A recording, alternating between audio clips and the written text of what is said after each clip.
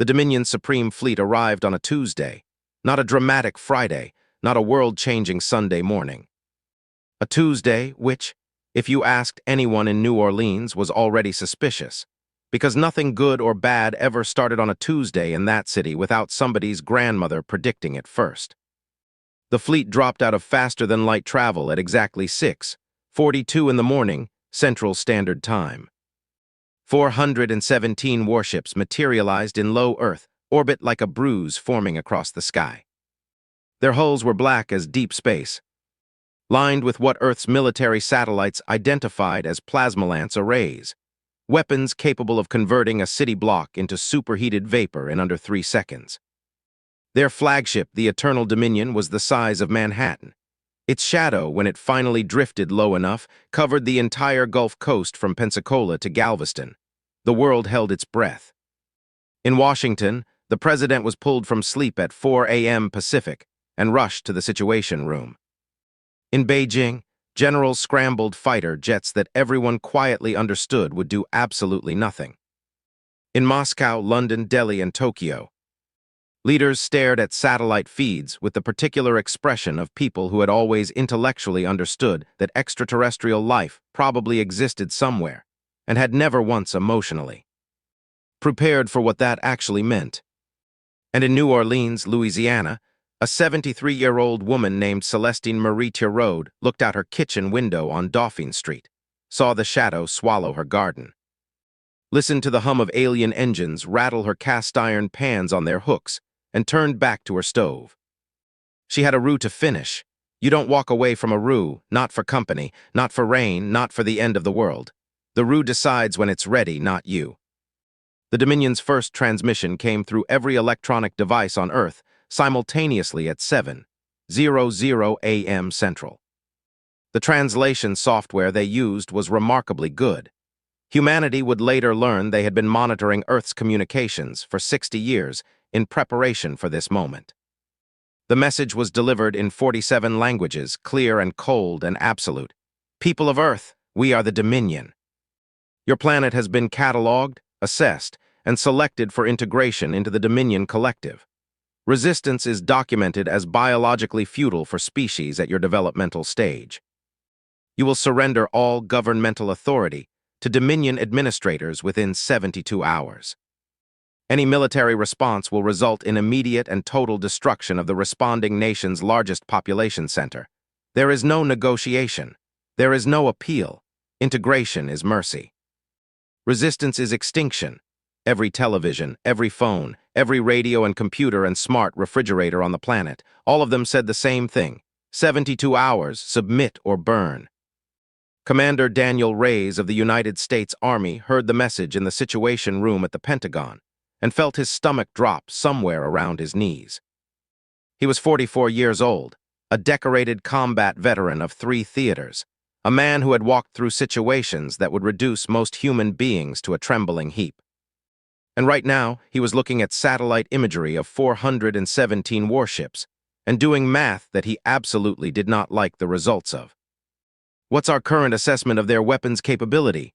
he asked, keeping his voice flat and professional. The analyst across the table, a young woman named Tors who hadn't slept in 18 hours, pulled up a holographic display. The plasmalance arrays we're seeing on each ship are capable of sustained beam fire. Based on the energy signatures, a single array from a single ship could glassify approximately 4 square miles of surface area in about 8 seconds. She paused. "There are 417 ships, sir, each carrying an average of 12 arrays." Reyes did the math. He wished he hadn't. "And our response options," General Harwick, seated at the head of the table, spoke. "Every nuclear-capable nation on Earth has been on the phone since 4 a.m. Unanimous consensus from all military advisors across 31 countries is that a nuclear-first strike would be intercepted, retaliated against at a scale we cannot survive, and would almost certainly trigger the exact population center destruction they promised." He folded his hands. "Officially, we have no viable military response." The room was very quiet. Reyes looked at the satellite feed. The flagship Eternal Dominion had settled into a hover position directly over the Gulf of Mexico. close enough that you could see its hull from the Louisiana coast. He thought about what lay directly beneath it, the Mississippi Delta, the bayou, New Orleans. He thought about how the Dominion had chosen their positioning deliberately, hovering over the most densely populated coastal region in the American South, maximum psychological pressure, maximum civilian exposure. He doubted very much that the Dominion had done any research on what New Orleans actually was. The Dominion's ground teams arrived on the second day. They came down in landing craft that looked like enormous black arrowheads, dropping through the atmosphere in formations of 20, their entry burns visible from hundreds of miles away. They landed in every major city simultaneously: New York, Los Angeles, Chicago, Houston, London, Paris, Beijing, Mumbai, precise, coordinated, overwhelming in their deliberate efficiency. And they landed in New Orleans. The landing craft that touched down in New Orleans chose Jackson Square, which in retrospect said everything you needed to know about how much research the Dominion had done. Jackson Square on a normal Tuesday morning is occupied by tarot card readers, jazz musicians, street artists, tourists, pigeons with an attitude problem, and at least one man who has been arguing with a lamppost since 1987. The Dominion's 40-soldier ground team descended their ramp in full combat armor, plasma rifles raised, expecting cowering civilians. They got Marguerite. Marguerite Fontenot was 61 years old, sold pralines from a cart she'd been pushing around the French Quarter for 32 years, and had survived Katrina, 4 husbands, and a tax audit that lasted 18 months. She looked at the soldiers, 8 feet tall, armored in something that looked like obsidian ceramic, with 4 arms and eyes that glowed faintly amber in the shadow of their helmets, and she tilted her head. "Y'all hungry?" she said. The Dominion ground team commander, whose designation translated roughly as Sub-Executor Vreth, had prepared for many possible first contact scenarios on the ground. Hostility, panic, immediate surrender, crowds fleeing in terror. He had not prepared for a small human woman offering him a paper bag of pecan candy. His translator drone buzzed the exchange into his earpiece. He processed it. He looked at his second-in-command. His second-in-command looked back at him. "Is this a weapon?" Vreth asked through his external speaker. Marguerite laughed so hard she had to hold her cart for support. "Baby," she said, wiping her eye, "it's a praline. It's sugar and pecans, you eat it." She held the bag out further. "Go on." Vreth took the bag because he genuinely did not know what else to do, and sub-executor training had not covered this. 3 blocks away, on Royal Street, a second Dominion fire team was experiencing something equally disorienting. A brass band, 6 musicians who had been playing for tips since 8 a.m. and were absolutely not stopping for aliens, was working through a second-line arrangement of a song that the Dominion's cultural database had no category for. The soldiers stood at the edge of the crowd that had gathered, not to flee, but to dance, and tried to determine whether this constituted resistance. It did not look like resistance. It looked like a block party. By noon, the Dominion ground teams across most of the world were doing what they had trained to do, establishing perimeters, broadcasting integration announcements, documenting civilian compliance. In New York, people filmed them anxiously from apartment windows. In Beijing, streets were empty within an hour of landing. In London, there were organized protests, deeply British in their politeness. People holding signs that said things like, "This seems rather excessive, and we'd prefer to discuss this."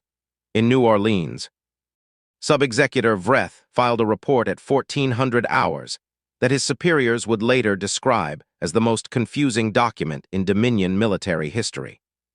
It read in part, "Civilian population has not fled. Civilian population has not organized military resistance. Civilian population has offered food on 4 separate occasions. One elder human played a string instrument at us for 40 minutes. We are unsure if this is psychological warfare. The food smells extraordinary. Requesting cultural analysis team immediately." The cultural analysis team arrived that evening. They walked into a situation they were entirely unprepared for. Because while the Dominion had been landing and establishing perimeters and broadcasting integration demands, New Orleans had been doing what New Orleans does when faced with any large, disruptive incomprehensible event. It had started cooking. Commander Reyes arrived in New Orleans on a military transport at 1700 hours, under a nominal ceasefire arrangement that the Dominion had granted while their administration teams got organized. His orders were to monitor the Dominion ground presence in the region, maintain communication with civilian leadership, and absolutely not do anything that might get the Gulf Coast plasmalanced into a parking lot. He stepped off the transport at Louis Armstrong Airport and was immediately hit by a smell that stopped him cold. It was gumbo. But not just any gumbo. It was the specific smell of a dozen different gumbos, all being cooked simultaneously, plus jambalaya, plus something frying, plus bread baking. Plus what his nose told him was a very serious quantity of cayenne pepper being deployed somewhere nearby at a scale that could reasonably be described as tactical. His liaison officer, a young lieutenant named Broussard who was from Metairie and was therefore completely calm about everything happening, met him on the tarmac. "Sir," Broussard said, "you need to understand something about New Orleans before we go any further." "Brief me," Reyes said. "The city has decided," Broussard said carefully, "that the best response to alien occupation is a food festival." Reyes stared at him. "Come again?" "It started this morning, sir, Mrs. Tirode on Dauphine Street sent her grandson to tell the Dominion ground team that she was cooking, and they were welcome. The ground team didn't know how to respond, so they didn't respond, and she cooked anyway, and by 10 a.m. about 60 other households had started cooking and putting food out. And by 2 p.m. it had sort of spread. Broussard gestured vaguely at the city beyond the airport perimeter. There are currently an estimated 400 cooking stations set up across the French Quarter, Tremé, Mid-City, and the Garden District. City Council met this morning and voted to officially declare it a festival. They called it First Contact Fest. There's a permit and everything. Reyes stood very still for a moment. "The Dominion is occupying our city," he said slowly, and New Orleans responded by throwing a block party. "Yes, sir, with permits. The city is very serious about permits, sir. Even under alien occupation." Reyes pinched the bridge of his nose. He thought about 400 plasmalance arrays. He thought about the 72-hour deadline, now down to about 40 hours. He thought about Washington calling him every 30 minutes wanting to know what the situation on the ground was, and him having absolutely no useful answer. Then he smelled the gumbo again and made a decision. "Take me to Mrs. Tirode," he said. Celestine Tirode was exactly what Reyes had expected and nothing like what he was prepared for. She was small, sharp-eyed, wearing an apron that had seen decades of serious use, and she shook his hand with the grip of someone who had been stirring cast iron since before he was born. "You're the army man," she said. It was not a question. "Commander Reyes, ma'am. I need to understand what's happening here." She gestured for him to sit at her kitchen table, which was already occupied by 2 of her grandchildren. A neighbor named Pierre who was on his 3rd bowl of something, and a very confused Dominion cultural analyst named, according to his translator badge, Assessor Came, who was sitting bolt upright in a wooden chair and staring at a bowl of red beans and rice like it had personally challenged him to a duel. Reyes sat. Celestine put a bowl in front of him without asking. He looked down at it. Dark roux, okra, shrimp, andouille, file powder. Perfect. "Ma'am," he said, "the Dominion has 72 hours to receive our surrender. I need to understand why you're feeding their cultural analyst." "Because he was hungry," she said simply. "How do you know he was hungry?" "Because everybody's hungry." She sat down across from him and folded her hands. "Commander, I have lived in this city my whole life. I have seen hurricanes. I have seen floods. I have seen this city get knocked down so many ways you'd think the Lord had a grudge. And you know what we do?" "Cook," he said. "We cook," she confirmed. "And we feed people. Because food is the only thing that makes sense when nothing makes sense." And she said, glancing at Assessor Came, who had tentatively picked up his spoon, "It is very hard to feel like you are conquering a people who are feeding you." Reyes watched Came take a careful spoonful of red beans and rice. He watched the Dominion assessor go very still. He watched something happen in those amber eyes, something he didn't have a word for but recognized. Because it was the same thing that happened to him every time he came home after deployment, and his mother put food in front of him. Something unknotted. Then Celestine reached across the table and set down a small bottle. It was a hand-labeled bottle, dark red, with a handwritten label that read Lou's nuclear option in Sharpie. "What is that?" Reyes asked. "Hot sauce," she said. "Family recipe, my grandmother made it. Her grandmother made it before that." She slid it toward Kame. "For the beans." Kame looked at the bottle. His translator drone buzzed. He looked at Celestine. He looked at Reyes. He picked up the bottle and, following what he'd observed from Pier across the table, shook 3 drops onto his beans. The room waited. Kame took a bite. For a moment, nothing happened.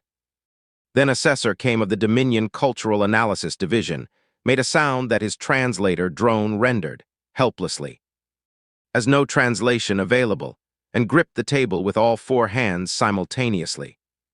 Pier laughed. Celestine smiled. The grandchildren watched with the interested expression of people who had seen this happen before to many first-timers. "Water," Reyes offered. Kame waved it away, breathing hard through his nasal slits, eyes wide and luminous. Then, and this was the part that Reyes would write about in his official report, and which nobody in Washington would initially believe, Kame picked up the hot sauce bottle again and shook 4 more. "Drops onto the bowl." "More," the translator said. Celestine Tirode looked at Commander Reyes with the expression of a woman who has just watched a plan click into place that she didn't entirely know she was making. "Commander," she said quietly, "I think you better stay for dinner." Outside, the Eternal Dominion hummed in the sky above the Gulf, 40 hours left on its ultimatum. 417 warships in orbit, the fate of humanity theoretically hanging in the balance. Inside 1142 Dauphine Street, an alien assessor was on his second bowl of red beans with hot sauce, making sounds that had no translation and reaching for the cornbread.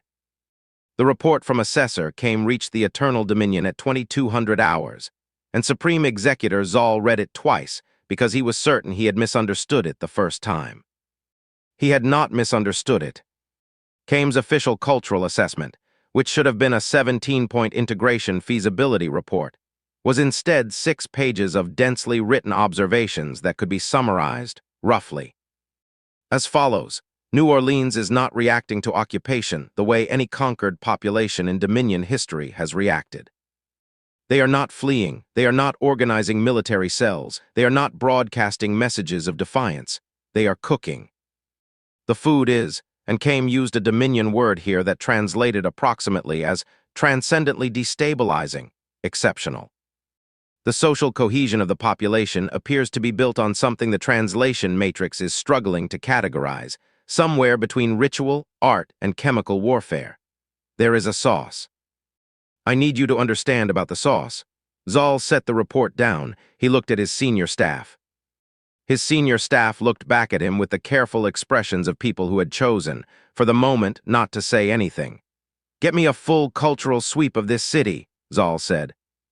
"History, social structure, disaster response record, all of it." The data came back in 40 minutes. Zaal read it. He read it again. He called up the visual feeds from the ground teams stationed throughout New Orleans and watched them in silence for a long time. He watched his soldiers, disciplined, trained, veterans of 11 planetary integrations, standing at the edges of street gatherings, watching humans play music, watching humans eat and laugh and hand each other food, and he watched his soldiers doing something they were absolutely not supposed to do, which was accepting the food. They were eating it. Fire Team 7 had a trombone player following them. The trombone player had apparently decided they were his audience and had been performing for them for 3 hours. According to the feed, 2 of the soldiers were moving their upper limbs in a way that the monitoring AI flagged as possible involuntary rhythmic response. They were swaying. "Contact Sub-Executor Vreth," Zaal said. Vreth's face appeared on the comm. He looked like a being who had spent 24 hours trying to occupy a city that was enthusiastically refusing to be occupied in any way he had a protocol for. "Report," Zaal said. "Supreme Executor." Vreth's voice had the careful tone of a soldier choosing words in a minefield. "The New Orleans sector civilian population is currently at an estimated 93% noncompliance with integration protocols. Are they resisting?" A pause. "Not." "Exactly, sir." "Vreth." They are not following integration protocols, but they are not doing anything that I can classify as resistance under our established definitions. He stopped. Sir, one of the elder humans has invited my entire ground team to something she is calling a crawfish boil. I don't know what that is. My cultural assessor says it involves boiling small water creatures in heavily spiced liquid and eating them communally. Assessor Kame has already confirmed that the spice levels are significant. Another pause. Kame has also asked me to inform you that he has experienced what he describes as a profound recalibration of his sensory baseline, and that he feels, and I am quoting his exact words, sir, fundamentally different as an entity than he did 24 hours ago. Zaal stared at the comm screen. Is that a medical report? It might also be a spiritual one, sir. I'm not certain. Back in New Orleans, Commander Reyes had spent the night at a folding table on Dauphine Street, coordinating with Washington on one phone while watching the most unusual military situation he had ever encountered develop around him. The street was lit with string lights and paper lanterns. Somewhere down the block, a brass band was playing something that had started as a traditional second line and had evolved, through some process he couldn't entirely track, into a jazz-funk negotiation with two Dominion soldiers who were apparently capable of producing low-frequency tones with their chest cavities that functioned, surprisingly well, as a bass line. He was on the phone with General Harwick. Sir, I need to report that the situation in New Orleans is evolving. The deadline is in 38 hours, Reyes. What's evolving? The Dominion ground teams are not acting like an occupying force. They're acting like tourists who accidentally ended up at the best party they've ever attended and can't figure out how to leave. He watched a soldier carefully follow Marguerite's instructions on how to peel a shrimp. The soldier had 4 arms, which Marguerite had immediately identified as an asset. Ma'am, you have got an advantage, she'd told him, and shown him how to use all 4 hands simultaneously, and the soldier had peeled an entire pound of shrimp in under a minute and looked deeply personally proud of this achievement. Reyes, Harwick said slowly, are you telling me that New Orleans is winning against 400 alien warships because they threw a block party? I'm telling you, sir, that the Dominion Cultural Assessor has requested emergency resupply of hot sauce through official military channels, and that Supreme Executor Zaal has not fired any plasma lances yet. And that in every city where the Dominion has landed, the reports I'm getting say they're maintaining hard perimeters and hard postures, except here. He paused. Here they're eating with us. There was a long silence on the other end. Then Harwick said very carefully, what exactly is in the hot sauce? Louisiana peppers, sir, vinegar, family recipe. 4 generations, another silence, get me Mrs. Tirode on the phone. Celestine Tirode had a phone call with a 4-star general at midnight and took it in her kitchen while stirring a pot of turtle soup, which she had started because it seemed like the right thing to serve when the fate of humanity was being discussed. The general explained the situation in terms she was already mostly aware of. 37 hours, 400 ships. The rest of the world's cities dealing with a hard, cold occupation that was grinding toward submission, while New Orleans was somehow not doing that. Mrs. Tirode, the general said, I need to know if you have a plan. I have several pots going, she said, and a strategy. I meant a military strategy. General, she said patiently, I am a 73-year-old woman with a wooden spoon. My military strategy is my cooking strategy. Are you interested in hearing it? She explained it while stirring. The Dominion, she said, had come here thinking occupation meant breaking people down, that you took away what mattered to them, scared them until they stopped believing in themselves, made them feel small enough to accept whatever you told them they were. That was how conquering worked in every story she'd ever heard. You make people feel like nothing. But we've been made to feel like nothing before, she said. This city has been underwater. This city has been abandoned. This city has been told it wasn't worth saving.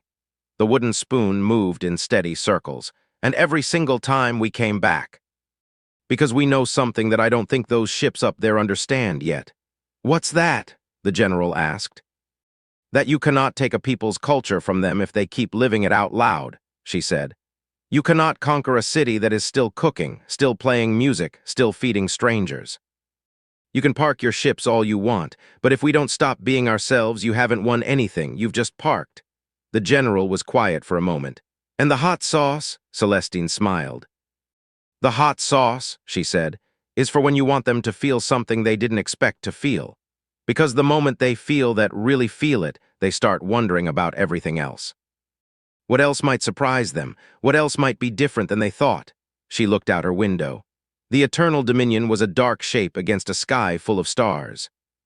Below it, her street was lit and warm and loud and alive. General, she said, invite Supreme Executor Zaal to dinner.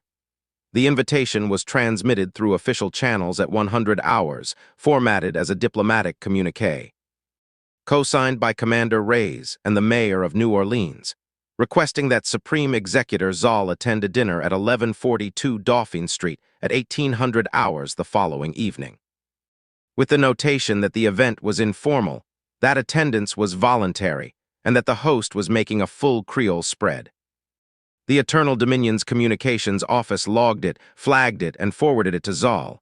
Zaal looked at it for 4 minutes, then he accepted. His senior staff spent the next 6 hours in various states of agitation about this decision. His tactical commander, Executor Preth, argued that it was a trap. His communications director said it was unprecedented in Dominion history. His security chief submitted a 17-point risk assessment. Zaal read the risk assessment, set it aside, and looked at the live feeds from New Orleans again. He watched Assessor Kame, brilliant, methodical Kame, who had assessed 11 civilizations for integration and had never once submitted a report that mentioned his own emotional state, sitting at a table on a street in the human city, eating something orange and spiced, making sounds of involuntary pleasure, and talking with an elderly human woman with animated gestures of all 4 arms. Kame looked, Zaal thought, like a being who had been surprised into happiness by something he hadn't thought to be suspicious of. Zaal had conquered 11 planets. He had received surrender after surrender, compliance document after compliance document. Populations accepting Dominion authority, with the dull resignation of those who understood they had no alternative. Not one of those surrenders had ever given him that look. He went to dinner. Supreme Executor Zaal of the Dominion arrived at 1142 Dauphine Street at 1800 hours with a security detail of 12 soldiers who were all within 20 minutes of arrival. Distributed across the block helping with various food preparation tasks, they had been guided into by locals who recognized an extra set of hands and had no particular feelings about where those hands were from. Zaal himself ducked through the front door. He had to duck. He was 8.5 feet tall and found himself in a kitchen that smelled like everything good that had ever happened. Celestine Tirode handed him an apron. "You're stirring," she said. He stirred. He didn't know what he was stirring. It didn't matter. She showed him and he followed. And there was something about the rhythm of it and the heat and the smell that did something to his nervous system that he was going to need time to analyze later. Commander Reyes was at the table when Zaal eventually came through from the kitchen. The table had been extended with 2 folding tables to accommodate the mix of guests. Celestine's family, neighbors, Assessor Kame who had never left. 2 of Vreth's soldiers who had been adopted by Marguerite and were apparently permanent fixtures now, and Reyes himself, who had not slept in 30 hours and had eaten very well, and had a clarity of mind he hadn't expected. Zaal sat. His size made the chair look like doll furniture, but he sat, folding himself down with careful dignity and looked at the table full of food and at the people around it. "You should have surrendered," he said. It came out less commanding than he intended, more like a man trying to understand something. "Probably," Reyes agreed. "Strategically speaking, you're correct. You have no weapons that can touch my fleet. Also correct. Your military response options are effectively 0. I am aware of this." "Yes," Zaal looked at Celestine. "Then why are you feeding me?" Celestine passed him a bowl. It was the gumbo, the real one, the dark roux, the shrimp and andouille, the file, made the way her grandmother made it and her grandmother before that. She set it in front of him, and she looked at him with the calm of someone who had lived long enough to not be afraid of anything that couldn't get between her and her purpose. Because you're here, she said. And you're hungry, and I cook for people who are here and hungry, that's what I do. She sat down. And because I want you to understand something before you make any more decisions about this planet. He waited. We are not what you assessed, she said. Whatever your files say about us, our weapons, our governments, our wars, our divisions, that's all real. We are flawed people. We fight each other. We make terrible decisions. We have done awful things to our own, she looked at him steadily, but we also do this. We make food from what the ground gives us, and we share it with whoever shows up at the table. And we play music when things are hard, and we rebuild when we're knocked down. And we have been knocked down so many times. She gestured at the window, at the city beyond it, at the lights and the music floating through the summer air. And we are still here, still doing this, still cooking. Zaal was quiet for a long moment. Then he looked at the bowl in front of him. He picked up the spoon. He took a bite of the gumbo. The table watched. Even Reyes watched, who had seen enough by now to understand that something was happening in this kitchen that had nothing to do with military capacity and everything to do with something older and more powerful than plasma lances. Zaal set the spoon down. He was still for a moment in the way of a being processing something too large for quick analysis. This, he said, is made from memory. Celestine tilted her head. Say that again. The food, he looked at the bowl. It carries memory in it. I can taste not just the ingredients. I can taste the knowledge of making it. The hands that learned and the hands that taught. He looked up at her. How many generations? Longer than I can trace, she said. We have a word for this, he said slowly. In the old Dominion tongue, before the conquest protocols, before the fleet. He was quiet.